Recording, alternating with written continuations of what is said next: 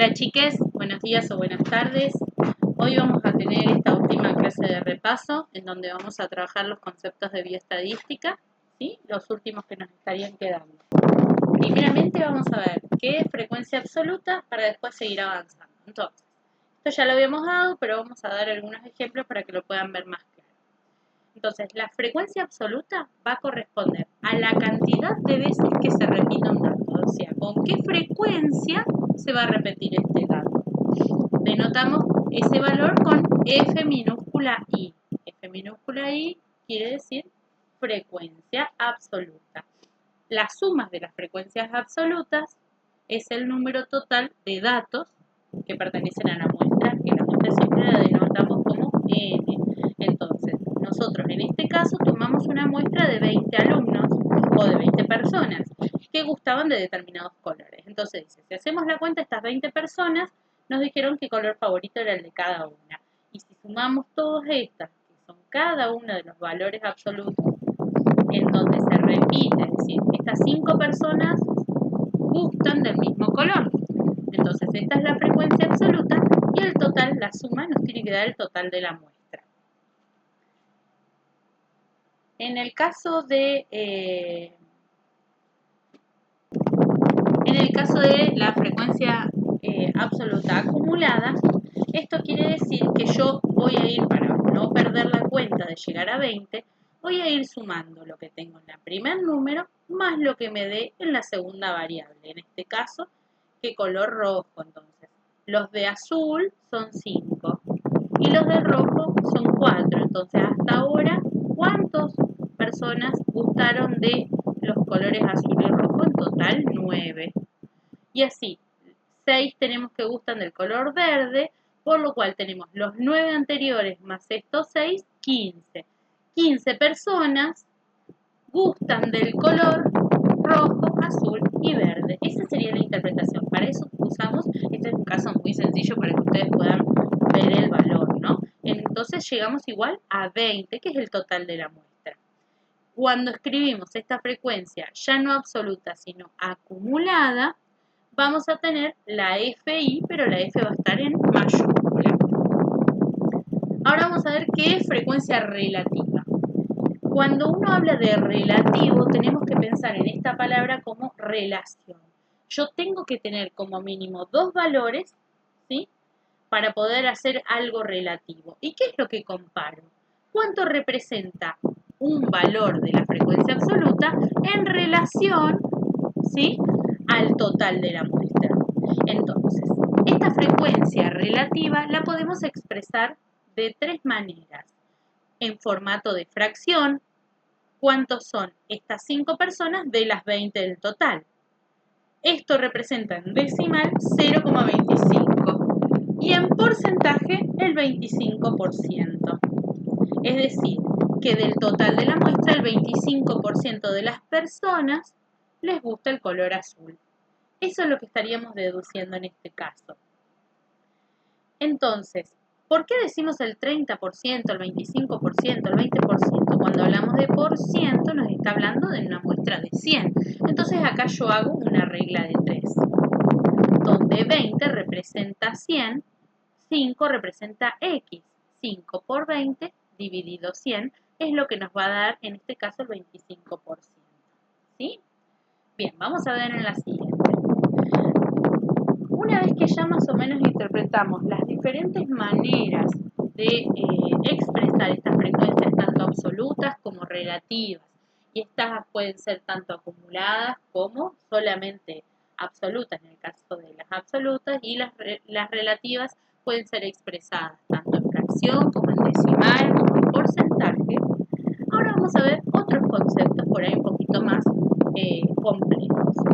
¿Cómo podemos sacar nosotros las medidas de tendencia? Es decir, ¿qué es lo que es tendencia? Estas tendencias se miden a partir de 3 tipos de medidas, que son las más comunes, que son la media, la mediana y la moda.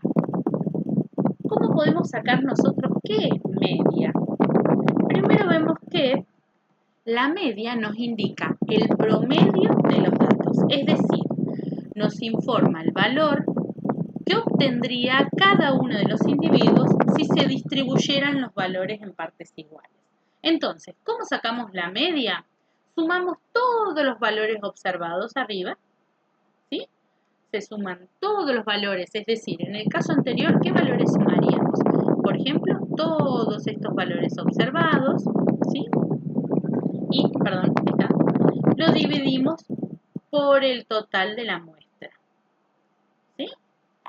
Eso lo que nos va a dar es la media. Ahora, en el caso de la mediana, esto acá ya nos está hablando de otra cosa.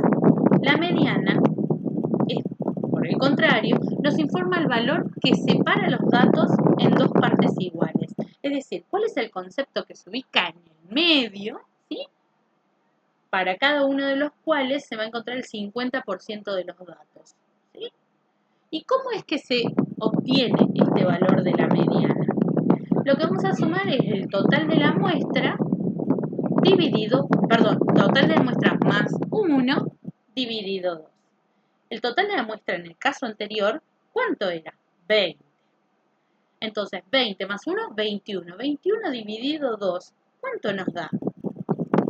Nosotros decimos que tenemos 10 para un lado, 10 para el otro y tenemos 1 en el medio. En este caso es el valor 11. 11 va a ser nuestra mediana. ¿Sí? Cuando nosotros ya partimos de un número impar, ahora lo vamos a practicar en el ejercicio para que ustedes puedan entender cómo podemos hacer en el caso de que al sumarle 1 nos queden números pares, porque yo, al dividirlo en 2, me van a dar iguales y no encuentro un número en el medio. Entonces, ¿cómo voy a hacer? Lo vamos a resolver ahora todos juntos en la clase sincrónica. Por último, la moda nos indica el valor que más veces se repite dentro de los datos.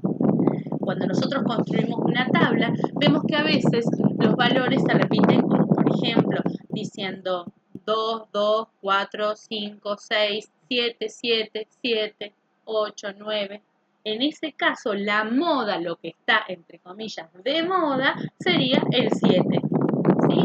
¿Cuántas veces se repite? Perdón, el valor que más veces se repite va a ser nuestra moda.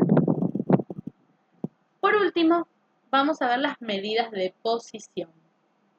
Hasta ahora lo que estábamos viendo entonces son medidas de tendencia y ahora de posición. Las medidas de posición nos ayudan a nosotros a ubicar ciertos valores dentro de determinados porcentajes. Estas medidas de posición las podemos tomar de tres formas diferentes. Podemos tener lo que son cuartiles, deciles y percentiles. De acá la palabra que más seguro, más nos suena, son percentiles. Los percentiles son justamente aquellos que se van a dividir los datos en 100 partes iguales. En esos datos nosotros vamos a poder ubicar porcentajes como 88%, que no es un número redondo. En cambio, los deciles, como lo dice la palabra, de 10 en 10 van a dividir los datos en partes iguales. De a 10 en 10. Entonces, tenemos que el primer 10% de esta muestra lo vamos a encontrar en el decil 1. Segundo, en el decil 2. Y así sucesivamente. Teniendo un mínimo de el decil 1 y de la pared más baja del decil 1 y un límite máximo en el decil 9, ¿sí? Con esta última posición. Entonces, de esta manera nosotros podemos dividir los datos en 10 partes iguales. En el cuartiles, como también lo dice la palabra, los divide en cuartos. Si divido en cuartos, si estamos hablando del 100% de una muestra, la divido en 4 partes, cada cuartil va a tener 25% de esta muestra. Nunca calculamos el último porque sería el 100% de la muestra. Entonces tenemos el cuartil 1, donde termina el primero, cuartil 2 al 50% de la muestra, cuartil 3 al 75% de la muestra y el cuartil 4 que no aparece porque es el total de la muestra. En clases sincrónicas vamos a poder darle una aplicación más profunda. Bueno, espero que con estos datitos que tomamos a último seguramente los vamos a ver en clase. Nos estamos encontrando en clases inclusivas.